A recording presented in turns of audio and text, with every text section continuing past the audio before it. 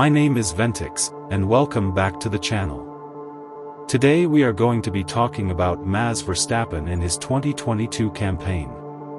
Let's get into it.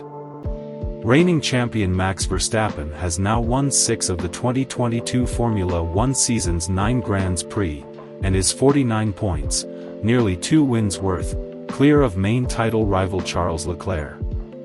It's also now 6 wins in a row for Red Bull, with Sergio Perez's Monaco victory the punctuation in a Verstappen streak that began 2 months ago at Imola. Is there any chance of Red Bull and Verstappen now being stopped in this title race? Verstappen is driving like a champion every time. Ferrari and Charles Leclerc knew very early on that this weekend would be all about damage limitation. They needed something dramatic to avoid falling back even further in the championship, and they didn't get it. So now Max Verstappen is almost 2 full wins clear. But forget Ferrari's troubles, this weekend and the boost it gives Verstappen and his championship challenge should be all about him. In atrocious conditions in qualifying, Verstappen kept his composure and made sure that when it counted he was a cut above the rest. Yes, the Red Bull looked great. But Perez put it in the wall. Verstappen put it on pole. Then in the race, it's all about that word again, composure. There were a couple of moments this Grand Prix could have gone away from him, the early pit stop under the virtual safety car, and the late safety car that let Carlos Sainz attack so fiercely for several laps. Verstappen was unflappable. With good straight-line speed he knew that he'd win as long as he didn't make a mistake. Simple in principle, difficult to execute. Yet he did it without a single error. A champion's weekend. What 2022 so far has shown us is that Red Bull is a battle-hardened F1 frontrunner, while Ferrari is still a team re-establishing itself at the front. Previous unreliability problems eliminated Leclerc from the Montreal victory fight before the weekend even started, but even then the slow pit stop that dropped him behind a queue of traffic was an error that made his recovery much more difficult.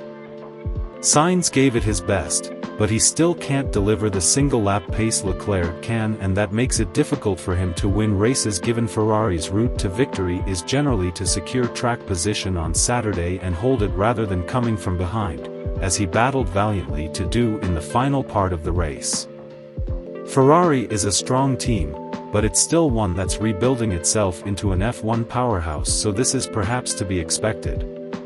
But although the car is quick, it's difficult to see it having the measure of Red Bull over the balance of the season as a result, no matter how good Leclerc is. It's all looking good for Verstappen. However, you can never count your points until the end. Red Bull has the race speed, but both it and Ferrari are vulnerable with reliability, and a couple of DNFs could very quickly make a big hole in that points advantage. Leclerc and Sainz suffered in Baku, and Perez showed this weekend just how fine the margins are with reliability. But the reality is you have just got to keep your head down and attack each weekend as it unfolds in front of you. For both Verstappen and Leclerc, the vital thing is when you can't win you have to take the best from each race, as Leclerc did this weekend after starting 19th. At the end of the season you can then tally up the points, and the one with most points will have a smile on their face. But it's a long time before you can really assume who that might be. Ferrari leaves Montreal with Leclerc another 15 points further away from Verstappen, but having trimmed 4 points back from Red Bull in the constructors' battle.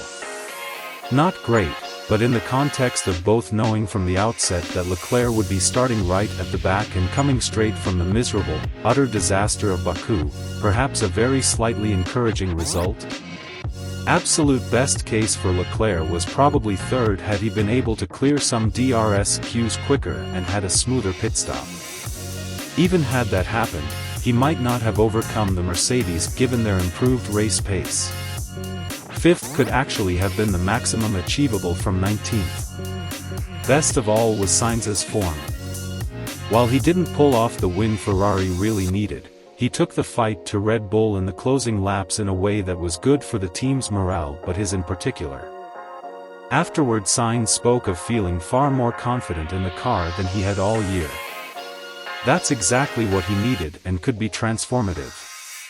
Ferrari doesn't have a lot to lose now, and it certainly doesn't have any reason to lose hope after a weekend with this many encouraging elements.